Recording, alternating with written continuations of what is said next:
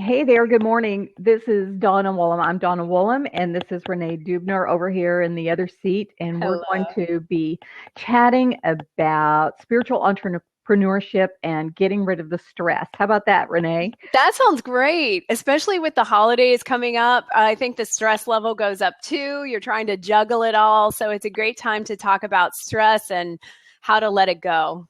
Yeah, absolutely. Absolutely. And one of the things that I love about social media and about being in this world today is that I met Renee through Career Speaker Academy, where we are both instructors helping people take their speaking career and their business to a new level through public speaking.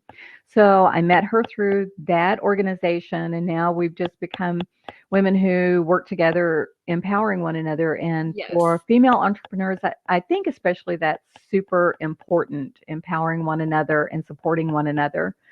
Um, this week I'm talking about entrepreneur essentials all on my website and the things that I'm doing. And I keep thinking about the Star Wars team and how they work together and how they couldn't have done everything they did without Princess Leia. So here we are, part of the There you go. part of the I power just think team. it's wonderful what you bring to the table for female entrepreneurs, and I just thank you. It was really a serendipitous meeting when we met through the Career Speaker Academy.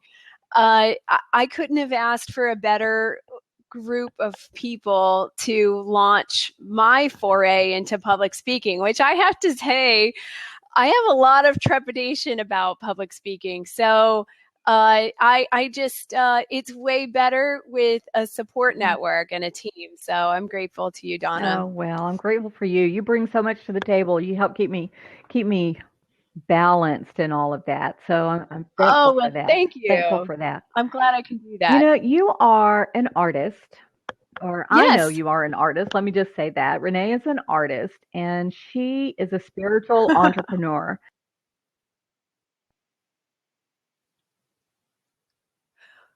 Oh, And I'm seeing a lot. Donna, you just froze on Yep, me. you froze for a minute too. Are you back? Okay. Yeah. Yeah, your face just kind of went like that. Oh, no. So I guess it's just that line. I don't know how that works, but spiritual entrepreneurship, and you're an artist and you use that as part of your expression. And we're going to talk about your desire to help people live stress-free living, but I just wanted to kind of bring something up. I've seen a couple of things. I did a recent interview with a gal who uses art for recovery, and she has a whole recovery network that she uses art and artful expression in to help people walk through recovery. And then I saw an incredible report yesterday on PBS about art and Alzheimer's and how artistic expression Wow. accesses parts of the brain to help people stay connected in their life. So I'm curious for you as a spiritual entrepreneur, and I know that artistry is part of that. How It did is. you how did you take that gift and then turn it into a business aspect of your life? How did you bring the passion and your purpose together? Oh, that's a great question. I love that. I'm a new artist, and I was trying to point behind me because this is my art. I'm a mixed media collage artist, so I use watercolor and collage. A lot of my papers I get out of magazines and from the craft store. I'm a regular at Hobby Lobby and Michael's. I just love those places because they have different textures, and that's what I use to create my pieces. And I also recycle things from that, just junk that I find. So I like to know that I'm repurposing junk into beautiful art. Last year, almost a year ago exactly, I took an art class at a. It wasn't an art academy or anything like that. It's a very special place here in Austin called Seton Cove Spirituality Center, Mm. and they have workshops on various topics of spirituality. And a woman came. She's a graphic artist and an artist, and she offered a 2-part course on just exploring art and doing art every day, just as part of our lives, as part of our meditation, as part of our connection to creativity. And when you connect to creativity, you're tapping into a part of yourself that's very deep and profound. And she just said, here is your artist's notebook, and I want you to fill it with something every single day. Just have fun. No limits on yourself. Don't think that, oh, I can't do this because I've never taken an art class before. Get rid of all of that conditioning and just express. And that was, I want to say, that was the permission that I was given to just explore anything. Wow. Painting and this beautiful collage art and drawing and expressing. So that was like a door opening for me. And I started to gravitate more towards collage. I thought, this is easy for me to start with. I don't have to, I mean, there's no skill to collaging. You could just get started with it. And then I started creating some really beautiful things. And it got the notice of my friends and other artists. And they said, Renee, this stuff's really good. You need to take it out of your book and onto the page. Wow. And it took a lot to hear that. I would say, oh, they're just being nice. Oh, they're my friends. They have to boost me up because they're my friends. That's what friends do. But I heard it enough that I started to believe it. And I think that that's important for a lot of us, because we think, oh, no, I'm not really what they say I am. They're just being nice. This is where we fall down a lot, by not believing in ourselves and not taking to heart what we're hearing back, that we really do have these talents, that we really do have this innate creativity, that we really do have this gift. So I started crafting off the page out of my notebook. And the first piece I created, I don't have it close by at the moment, but the first piece I ever created, I submitted to a juried art fair. Wow. And it was through the Diocese of Austin, here in Austin, Texas. And I thought, oh no, this is my first piece. It's probably, they're going to laugh at it because it's so amateurish. But I thought, what have I got to lose? Right. I'm going to step out there in the public arena. And I submitted it for this juried art show, and it was accepted. Wow. Yeah. And that was pretty incredible. And so then artists were looking at it, and art critique people were looking at it. And I said to one person, this is my first piece. And she said, if this is your first piece, you're doing good. Wow. And wow. So that really gave me the encouragement I needed to keep going. And I heard more and more positive feedback. And I have to remember, now that I'm doing art, I guess in a professional way, I have to remember that the perfectionist needs to go away. Yeah. Because if I think about creating art for someone else and not for myself, or not from that beautiful, deep heart space, it's not the same expression. Wow. I think of art as being like a prayer. I am completely open to whatever wants to come through. And if I start thinking too much about, will this sell or will people like it, that just gets shut right down. Yeah. So I really think about remaining open and what wants to happen on the page. I went on and on a little bit, but I hope that No, helped to answer the question. I think that's wonderful, because so many times we can find in our lives that we just happen upon what we're supposed to do in our life. It's not that we necessarily create a plan, although planning is Right. important, but just those doors of opportunity whenever we have our lives open and our hearts open, then that purpose shows up and we're able to take all of that and move it forward. So That's so I true. know that this isn't all that you do, because one of the things that you do is talk about stress and stress management. And I Yes. love that this artistry and artistic expression is over here connected with get rid of the stress in your life. And I Yeah. see that a lot, especially in the marketplace today, that people are using artistic expression to get rid of the stress. But I know that that's Yeah. not the entirety of your message. So talk to us about stress and how you can recommend what you can recommend to people who find themselves in a stressful position, stressful job, and they just hate it. So how did you make the Yeah. transition from out there in the marketplace to this woman Yeah. today? How did you do that? Oh, that's a great question too. And just to tag on to what a point that you just made too, uh, I mean, it is no surprise to me that adult coloring books are huge right now. You see them in all sorts of stores. I was out shopping on Saturday. I heard some ladies in a shoe store saying, "Oh, you know what I want for Christmas? I want some adult coloring Wow. books."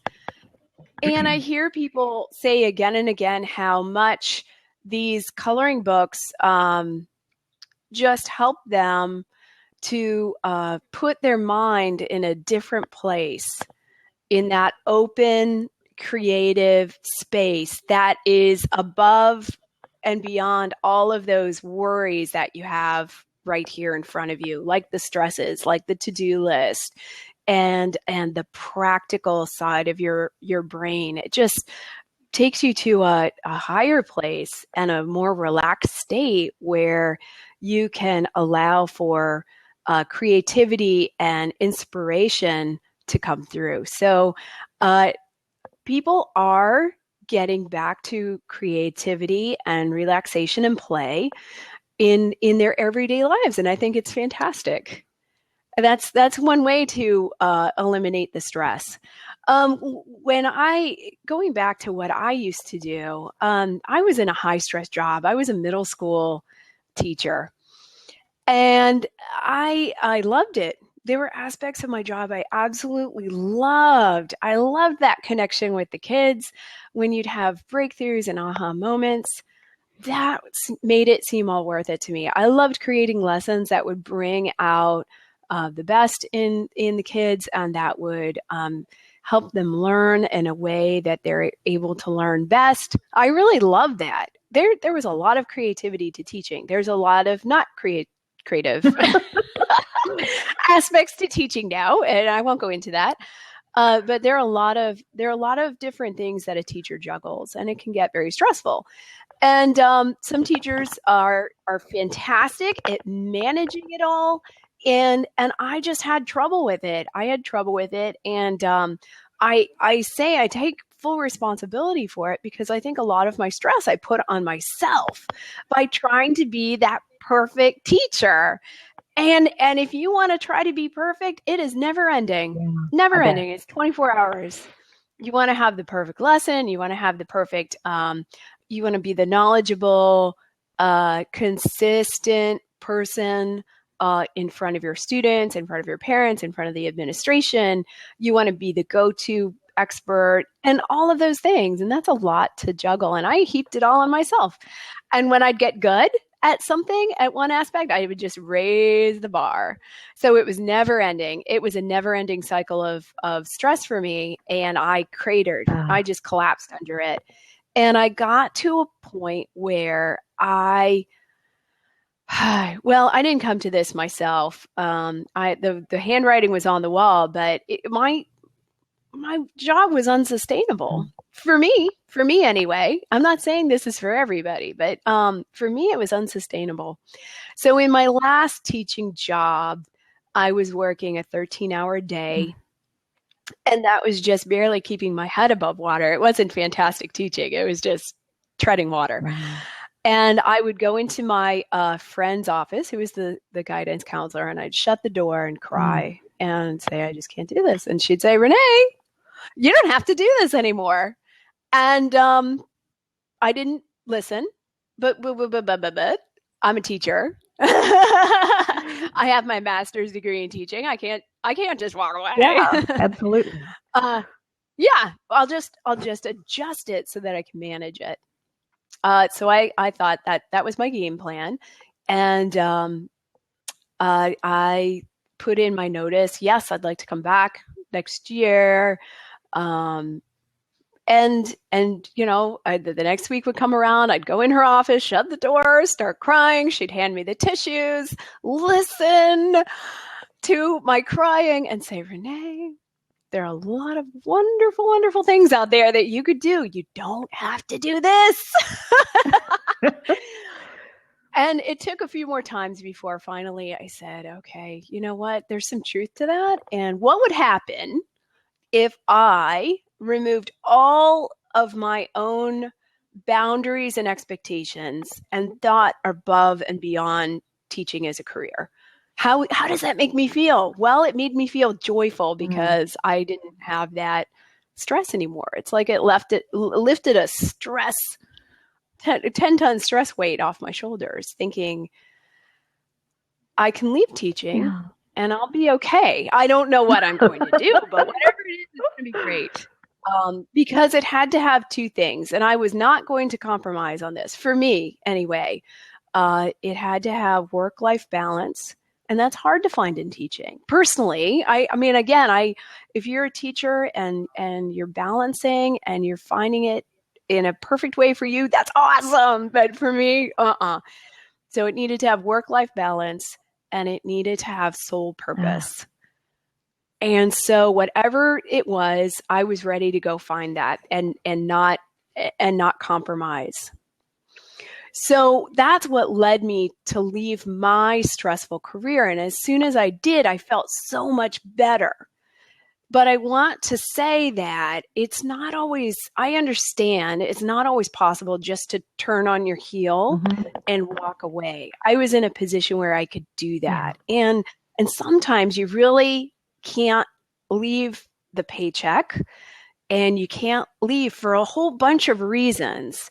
And sometimes you just have to get maybe a little creative about how to adjust that workplace that you're in so that it's sustainable and doable and manageable and better for you. Maybe it's a team. Sometimes workplaces have toxic groups of people that they all just get together and they complain, and it just, poisons the water for everybody. True. So think about a way to get out of that toxic team that you're on. Or maybe there's a boss that's just making your life miserable. We've all had them. And maybe there's a way to move to another department or division where you don't have to work under this boss who's adding so much stress to your life anymore. So I just want to say that sometimes resolving stress in the workplace, it might mean leaving, but it also might mean just making an adjustment within your organization so that it makes it livable and doable. And it gives you a little breathing space. If you're thinking about making a jump to a soul purpose, maybe it will give you a little breathing room to allow you to dream bigger about what those steps are. You just have to get out of the position, the hard position that you're in at this time. So, small adjustments. Anyway, I'll take a breather for a moment. I've been talking a lot. Does any of this resonate with you, Donna? One of the things that I hear you saying is that you have options, and that people need to remember that there are options out there. And so if you find yourself stuck in a stressful job or stressful situation, you can, even if you don't change your job and become an entrepreneur, solopreneur, or whatever, or if you're headed in that direction, you can make some adjustments along the way that will help you, and you Yes. don't have to stay stuck then in that stress dragging situation that Yeah. is. But there are people who feel like they don't have any options, Renee. So Yeah. they just feel absolutely totally stuck. And how can they work through that then, feeling like they have no options? That's a good question. Something to remember is, and this helps me in all aspects of my life, you always have choices. Okay. Yeah, there's always you always have choices to every situation. Um, and sometimes those choices are obvious and sometimes they're not so obvious. Sometimes those choices are difficult. And one of the choices might be to leave, but you know that you always have a choice. And there's a whole bunch of freedom in knowing that in every situation, there's not just one answer. And once you allow yourself to think bigger than the stuck situation, it opens you up to seeing more of those choices. Okay.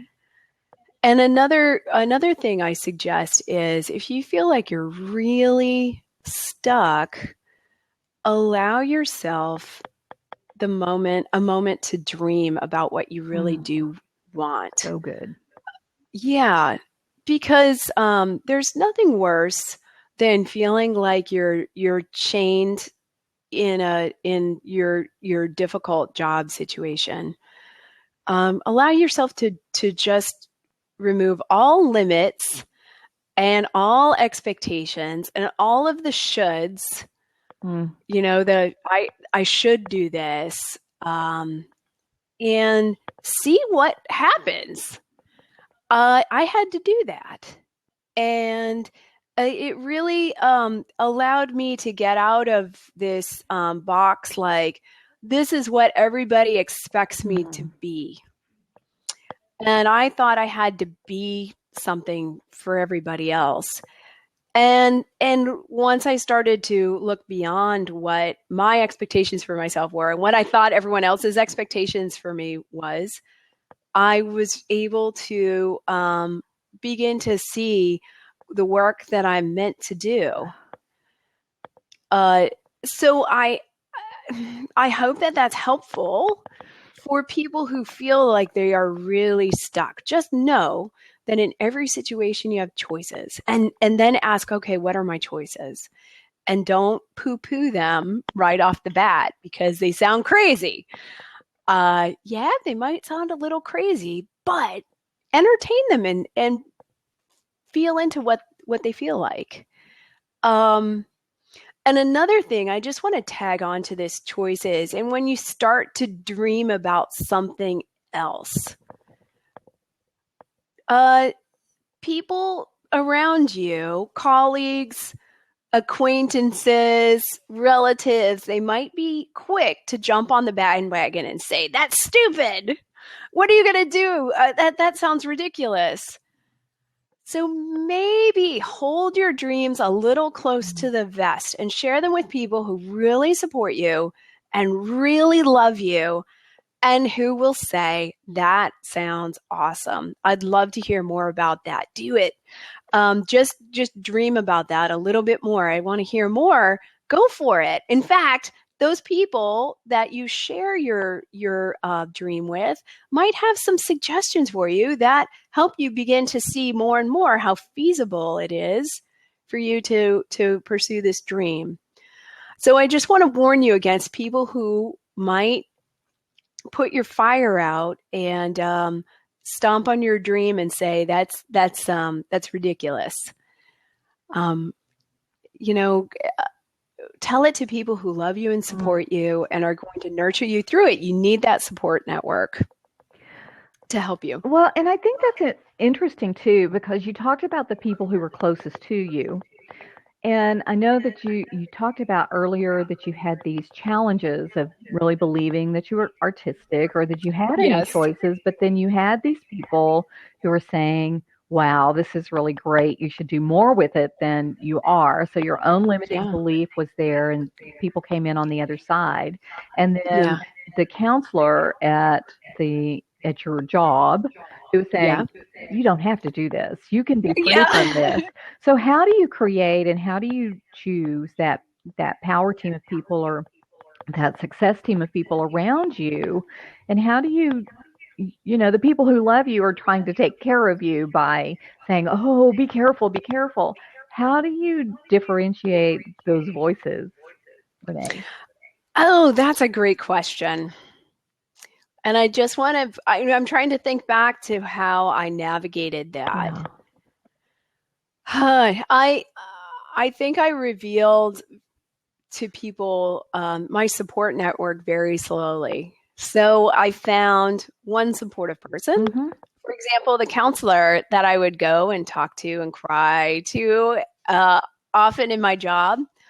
I would reveal to her, hey, this is what I'm thinking about, because I knew I had her support. She encouraged me to leave my high stress job or look outside of my high stress job for something else.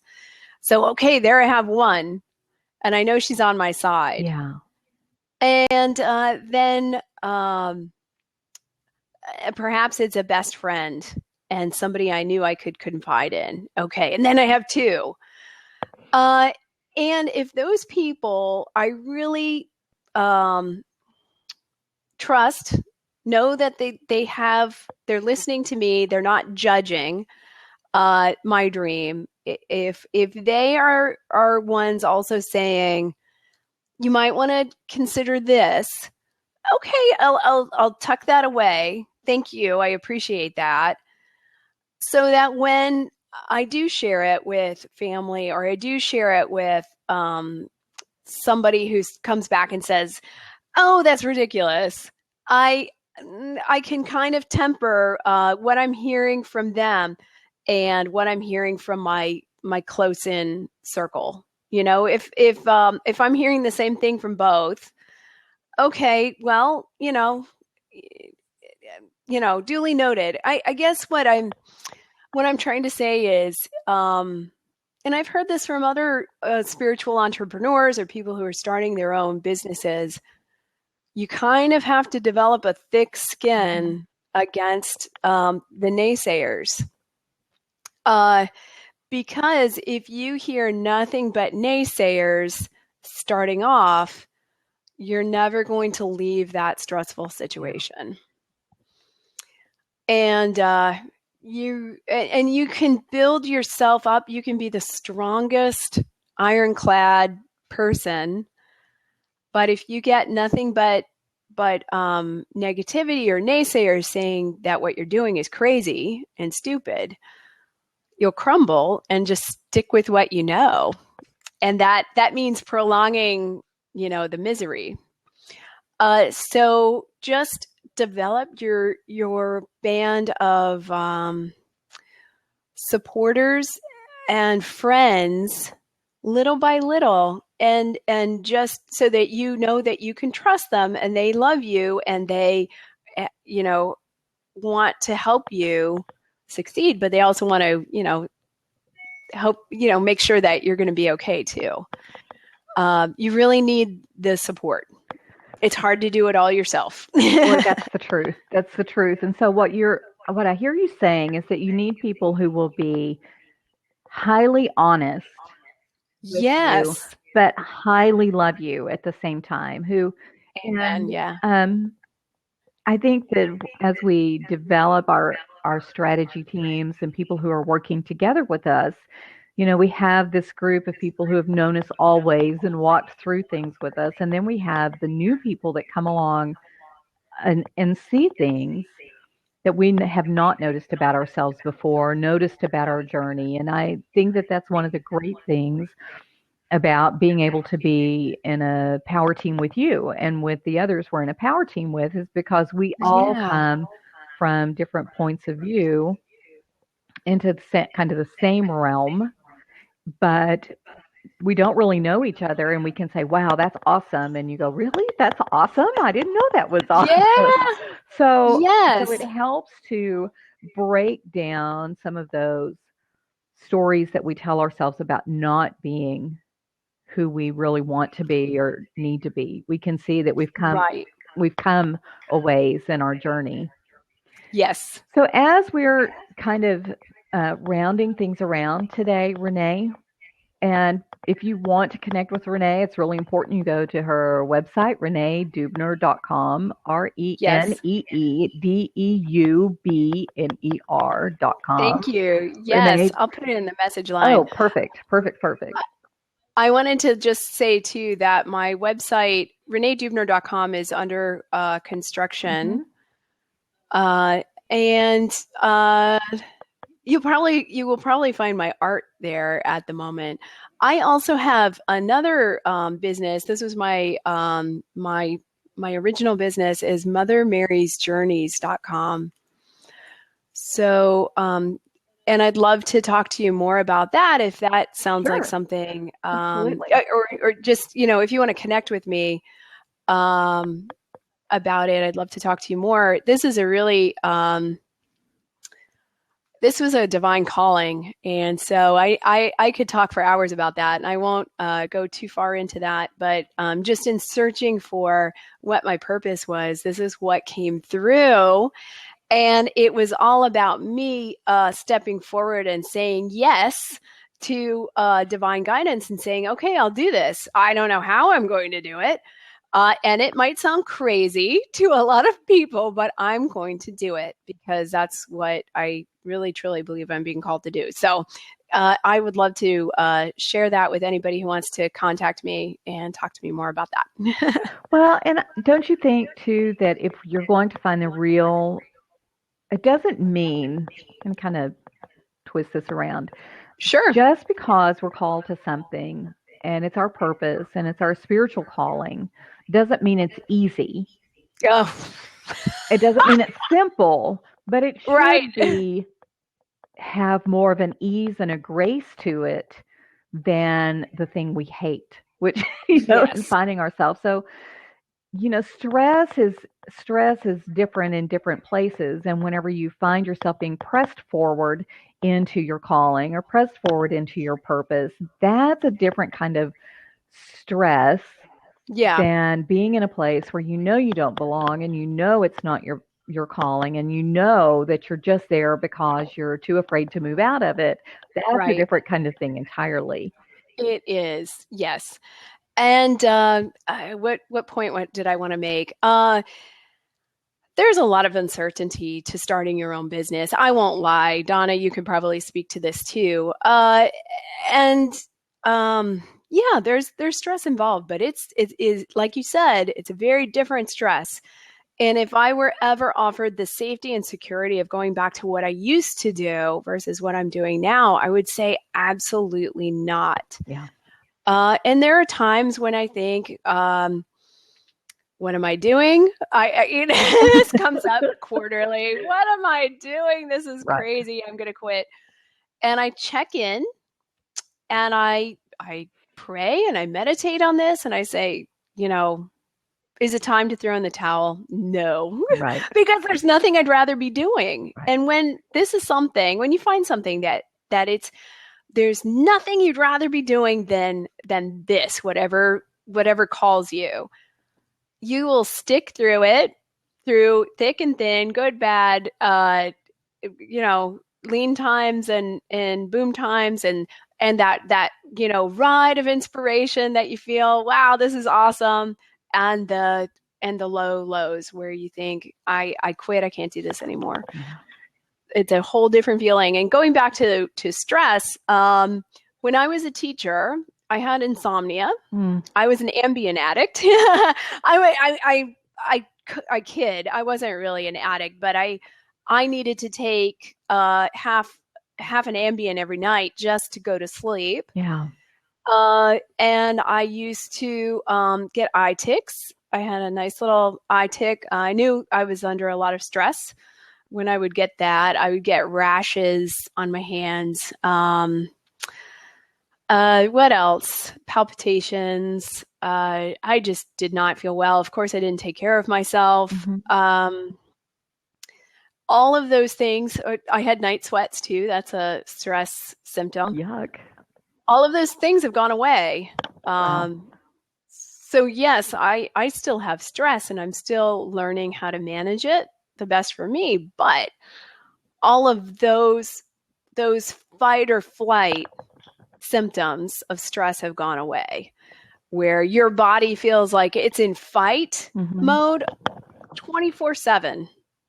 And that's not a good way to be, because I just want to reiterate, stress isn't it isn't just a little something like we all talk about with our friends. Oh, I'm under so much stress. Stress is a killer. Yeah, it is. Yeah. Brene Brown, she's somebody I just love. She's I'm going to get this wrong. She's a doctor of counseling and social work at the University of Houston. She puts out a lot of stuff. Anyway, she talks about, let's stop making stress a badge of honor. Right. Like, how much stress are you under? How much stress are you under? Right. I'm under more. No, I'm under more. Stress kills. And it messes with all sorts of internal systems. It messes with your cardiovascular system, your metabolic system, your nervous system, and your digestive system. And because of all the cortisol, being in that fight mode all the time produces cortisol, and it wreaks havoc on all of these systems. Yes. So over a long period of time, stress can give you a heart attack or heart disease or all sorts of awful interferences with your body. So it's not that badge of honor. Let's stop thinking about it in that way. Let's start dealing with it. Order that adult coloring book on Amazon. That's your homework. Renee, that's probably a product you should create, something around the work that you do, something that people can do, a product that you could create that people could get hold of and grab some of your insight and wisdom in that. I think what I would encourage people to do is grab a stack of magazines. Who doesn't love to leaf through old magazines? Just start tearing things out, because I'm a collage artist, and see what happens. Start gluing it down on the page with a glue stick. We're talking cheap materials. Yeah. Paper, old magazines, glue stick. You're ready to roll. And just see what happens. That's what I did. And I'm turning that art into to things that I sell. So you just never know. Once you release some sort of creativity, you might get ideas.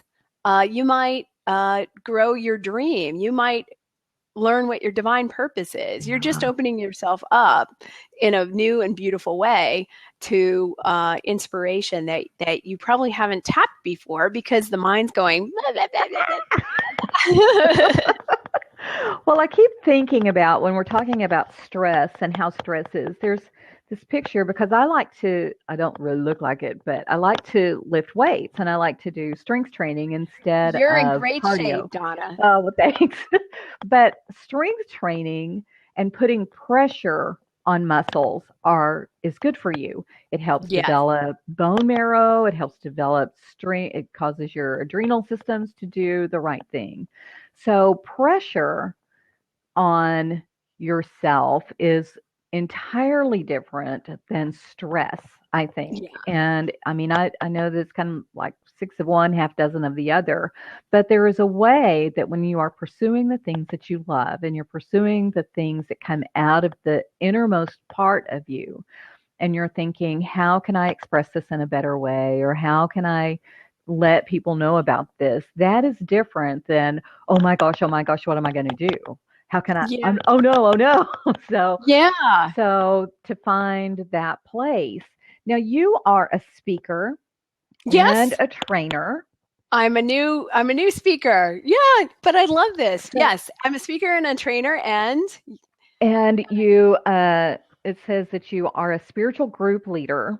And of course, you're the mixed media artist and consultant. Yes. So you're in the Austin area. If people wanted to get in touch with you and have you come and talk to them about any of these different realms, about how to walk through and release stress, or how to maybe turn those places into places of creativity or expression, I know that we can go to your websites and find about your art and purchase perhaps, or contact you about that. Yes. So Yes. how can people reach you if they wanted you to come and speak to their group or organization this week? How could they find you? Oh, thank you. You can email me directly at Renee, Renee, at renedeubner.com.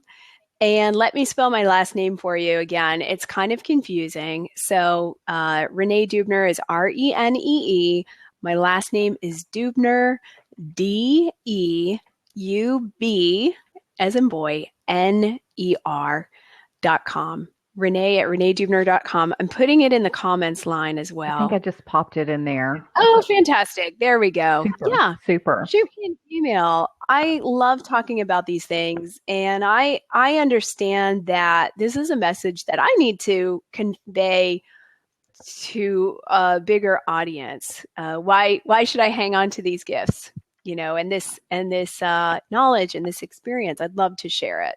I would love to share it. That is awesome. Well, be sure and reach out to Renee and visit her website and connect with her. She's on social media.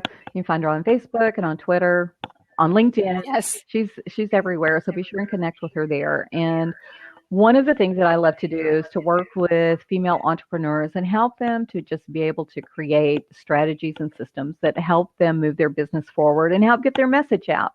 So if you're a female entrepreneur or you know one, I would love to connect with you. You can find me at donnawoolam.com. I'll pop that in the message as well, donnawoolam.com. Oh, it's, sometimes it's hard to talk and type at the same time. I just wanted to make a pitch for Donna. In the short time that we've known each other and have done blabs like this together, she encouraged me to sit down and to make a goal for my business, which I hadn't done in about a year. And I thought, this is really something I need to do, especially since I'm stepping out into the public speaking realm. That needs to be included in my business. And so Donna will help you do this. If you're already in business or you're thinking about doing it, one of the many wonderful things that Donna will help you do is to sit down and make a goal and how to create some steps towards making sure that goal happens. So it's one thing to make the goal, and then it's another to follow through and make those action steps towards that goal. And so contact Donna about that. She inspired me to do that. And I would love to work more with her too.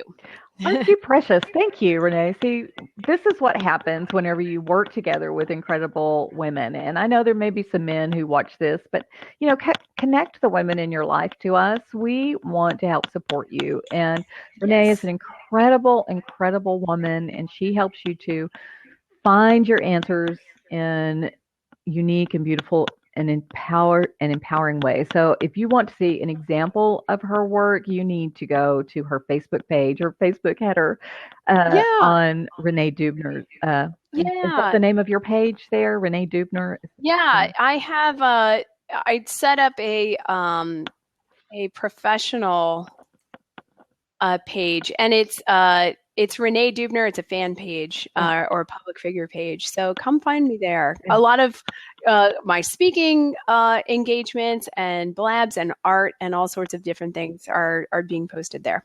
That's terrific. How to deal with stress. That's terrific. And be sure and come and join us. My goal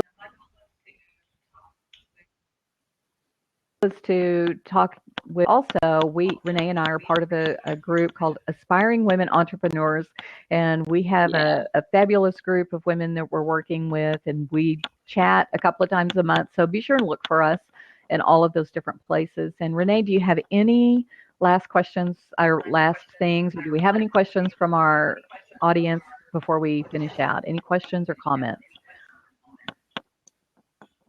Renee, I'm just grateful to talk, about my journey and help anybody who is wanting to go on theirs. Yeah.